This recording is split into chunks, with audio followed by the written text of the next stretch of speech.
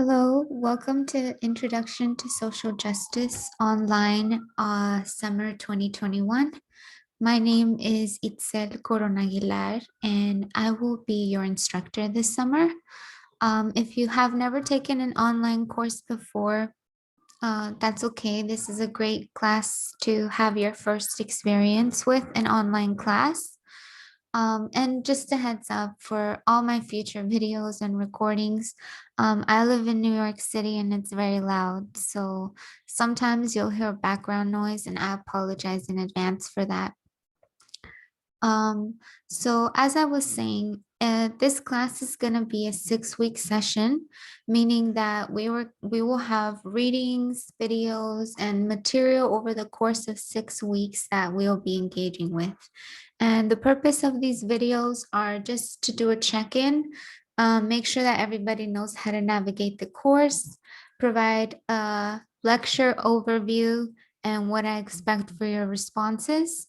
And any questions that you have, you can always feel free to reach out to me. I state on the syllabus that I'm available Monday through Friday from 9 a.m. to 5 p.m. And any emails outside of those hours will be responded to within 24 hours. So if you ever have questions, please feel free to reach out. Make sure that you reach out to me via the email provided on the course main page here instead of on the direct Sakai page or on the Canvas tab, because it's easier for me to track. And I do ask that you introduce yourself and make sure that you state which class that you are in, because I do teach multiple courses throughout the semester. What we're going to be engaging with for this class is really understanding what is social justice and why does it even matter. In this picture above, this is a picture of Marsha P. Johnson and Sylvia Rivera, two trans women activists and organizers, leaders in a lot of queer liberation movements in the 50s and 60s and 70s and beyond in New York City. I'm sure many of you have seen and heard of their work, and if not, I'm happy to share with you that you'll be learning about it in this class. So social justice, like I said, this course will examine histories and formations of social justice movements across the 20th and 21st centuries, as well as the social issues and struggles behind them. While our primary focus will be on the United States, we will also look at global and transnational formations of social justice activism and movements. We consider theoretical and philosophical debates around the nature of justice and how categories of race, gender, sexuality, class, and ability, disability influence its meanings and practice. In addition, we're not just going to be engaging with scholarly work and different theoretical approaches. This course will also emphasize the importance of social justice work as a practice. In other words, as something one does, something that is lived, expressed, and constantly evolving. In this class, many of you will ask, and I'll encourage all of you to consider, what are social justice methods and practices that you know of? How have their meanings changed across times and locations, and how are they made within and in their interactions between people and communities? What does it mean to organize, resist, and engage in activist practices? In other words, what does it mean to work for justice? And how do we express and advance social justice principles in our everyday lives? And I know that many of you have been exposed to this language, to this work previously. And if you haven't, that's okay. We're going to learn a lot about the history. We're going to learn about different social justice movements in the US. We're going to engage with a documentary on Grace Lee Boggs. We'll be reading the works from the Black Lives Matter movement, which many of you expressed interest in. We'll also be engaging with different interrogations of ideas of justice, equality, and freedom. And I want to emphasize that this is an interactive discussion-centered course. We'll also be engaging a lot with feminist autoethnographic practices.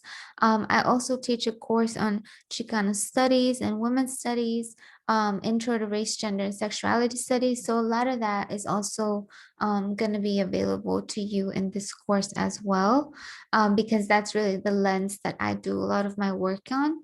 And then just a note on the syllabus, please keep in mind that it's subject to change at any moment. I'll always make sure to post in the announcements page any changes or anything like that. This one here is the most current one, but I would recommend that you check on the modules tab here. So this is really how we're going to organize the course.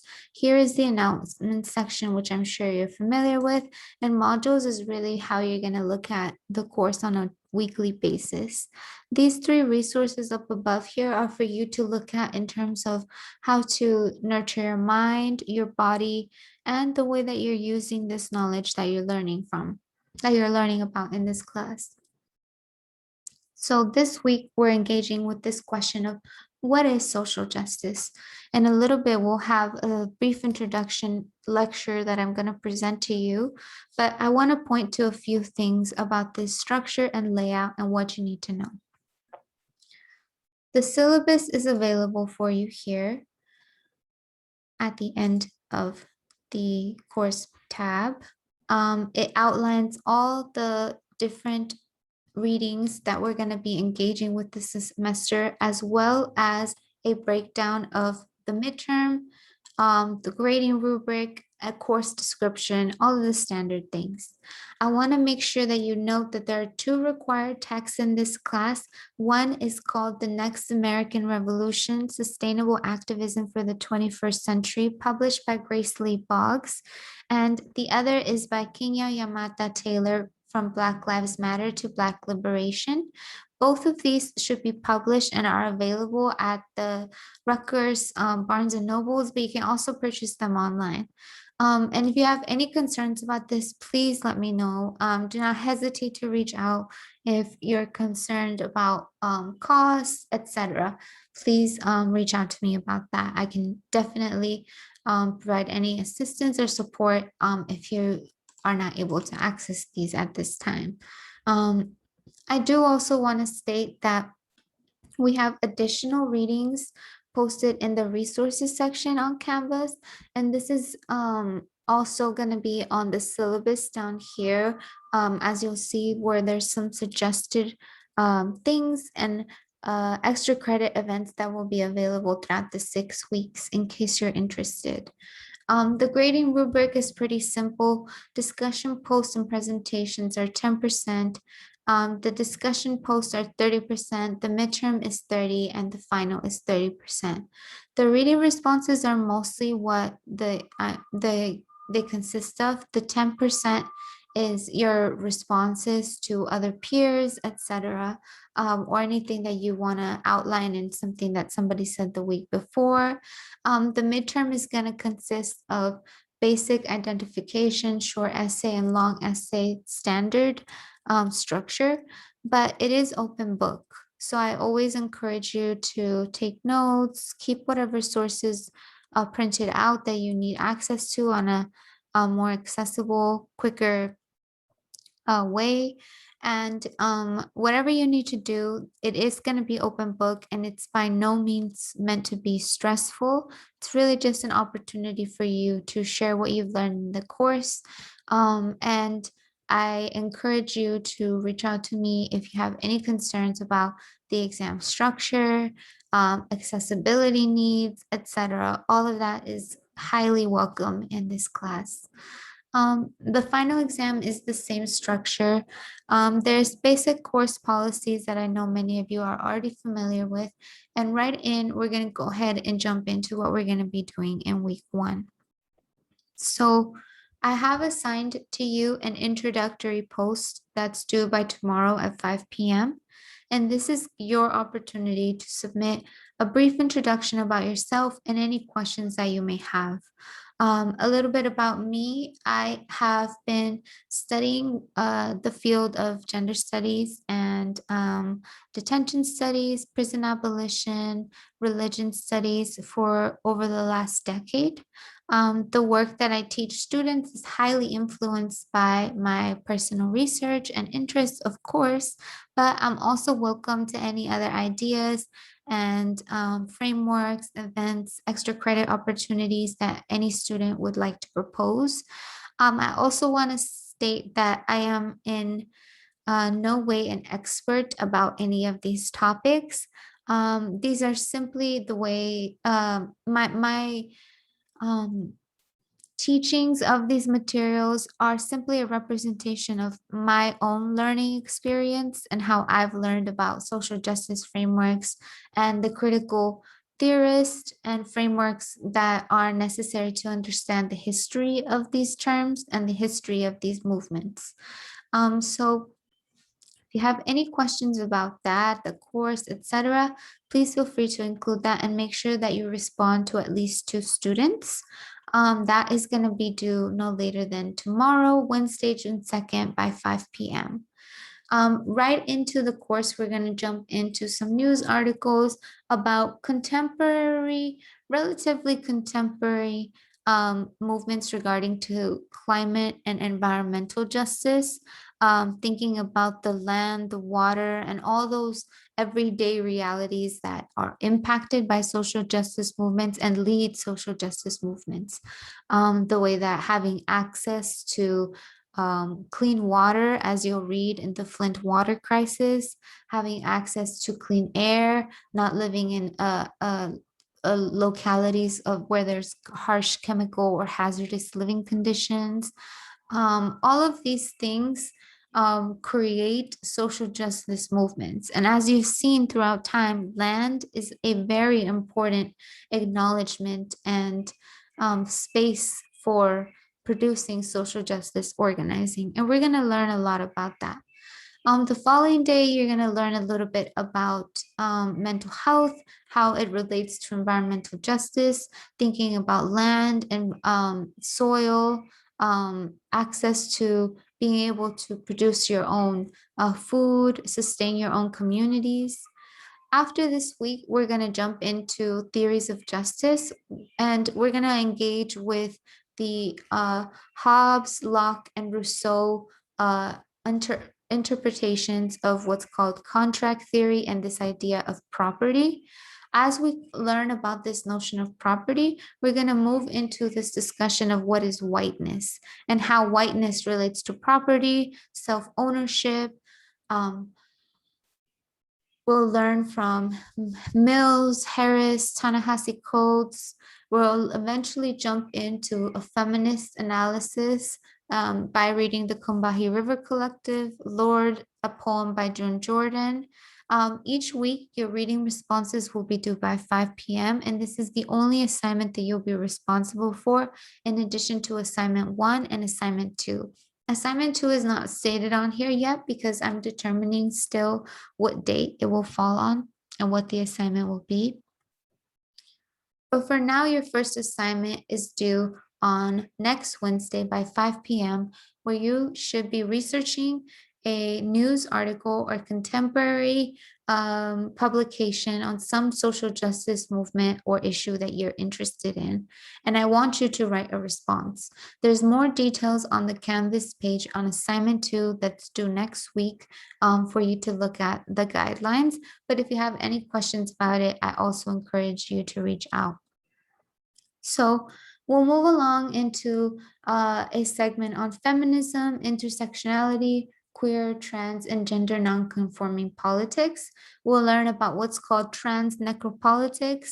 We'll learn from Césaire and his introduction on discourse and colonialism. We're going to learn about this notion of colonialism and decolonization. We'll read Gloria Anzaldua's work in Borderlands and La Frontera. We'll talk about indigeneity and what it means to quote unquote be indigenous. Kathy Cohen, Punks, Bulldaggers, and Welfare Queens, and the radical potential for queer politics. After that, we'll move into a theory of justice and abolition. You'll learn about Angela Davis from Prisons, Are Prisons Obsolete? We'll learn from Basichis, Lee, and Dean Spade in Building an Abolitionist Trans and Queer Movement.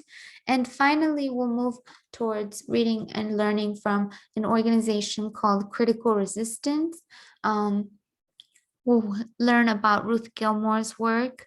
And as we move on to the end of the course, we'll really focus on moving into notions of immigration. And this is where we'll transition into the books. We'll first start with the Taylor piece, Black Lives Matter to Black Liberation. You'll be reading the introduction and each section into different chapters.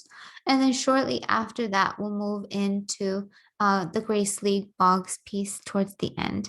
The final exam will open on July 5th and it will close on July 9th. For a whole week, it will remain open. And really, I'm very flexible with the exam.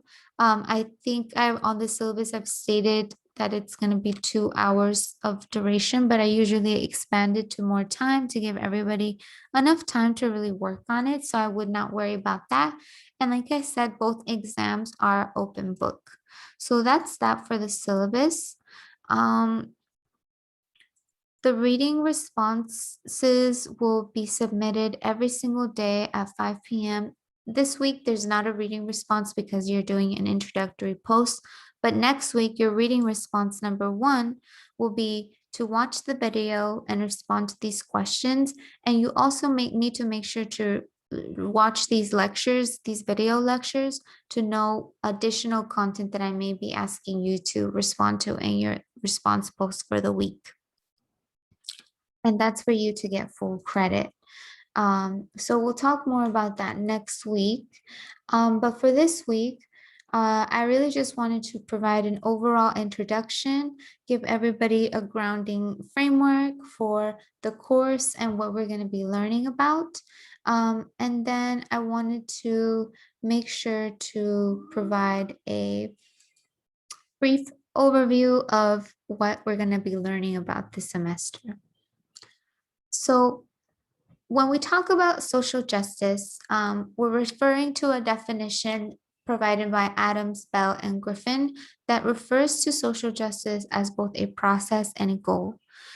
They state that social justice aims to achieve full and equal participation of all groups in a society that is mutually shaped to meet their needs.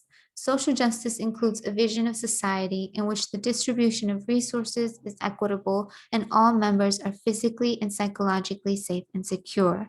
So on this screen here, the title states, what is social justice? And there's an image that says in pink writing with yellow and black font that states, our Mother Earth militarized, fenced in, a place where basic rights are systematically violated, demands that we take action, which is a quote from Berta Cáceres at Culture Strike. And this is where the image is derived from. And on each of these lectures, if you download the PowerPoint slides and your program is compatible, you should be able to press the link and get information as well.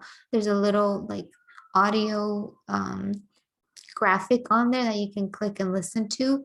Some students it works for and others don't. So if it doesn't work for you, you can watch these video lectures as well.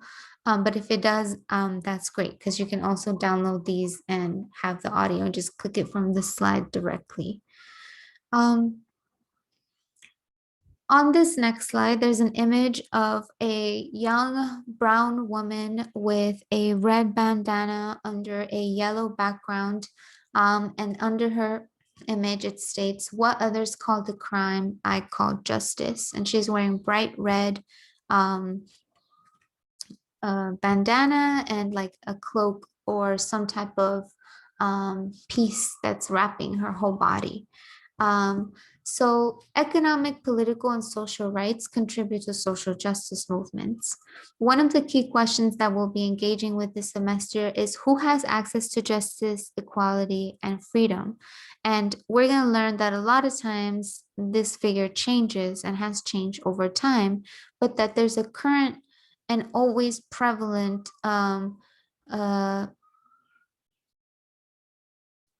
a movement happening to create some type of oppression of some type of group.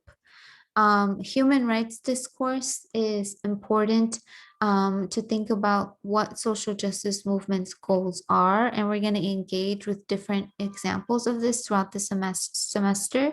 We're also going to learn about theories on intersectionality from Kimberly Crenshaw.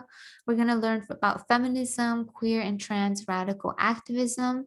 We're going to learn about colonialism, decolonization, abolition, Black liberation, immigration, and social justice movements across the country. This image is provided by Melanie Cervantes, who is also published through the Culture Strike social media platform. I provided the definition of envision here because it states, imagine as a future possibility or visualizing something in the future. And a lot of the social justice works that we're going to engage with are providing examples of people who did just that. And that's what we're going to do. We're going to learn about those examples and what they teach us and how they inform the future that we are currently living in now. The definition of justice is just behavior or treatment, the quality of being fair and reasonable, the administration of the law or authority in maintaining this, as we've seen in a lot of police brutality or police murder cases. A lot of the responses to how we envision justice rely on the state system. So having significant incarcerating periods for people who have committed severe punishment, severe crimes.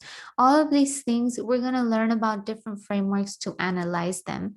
And we're going to learn about the history of where all these practices come from as well.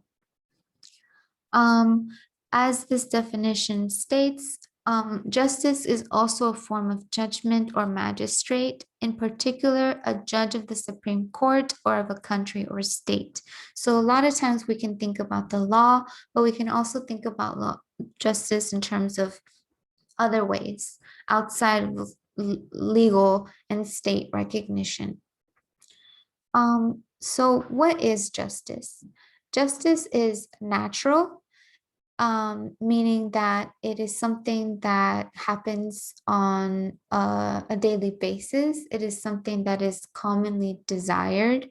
It is something that is acted upon through monetary compensation, through labor compensation. Justice has many forms of manifesting itself. It is also transactional and relational, meaning that there has to be multiple parties involved for there to be justice. It is also in the law. And there's also this notion of divine justice that many people, I'm sure, are familiar with in some form of way. Other people can talk sometimes about this in terms of karma. Other people have religious frameworks, spiritual frameworks. It varies, but divine justice is also a component here that we're going to be thinking about this semester.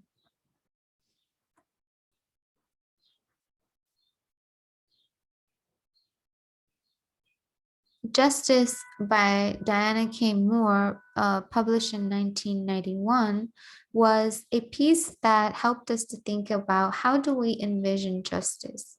How do we see justice in the past, in the present?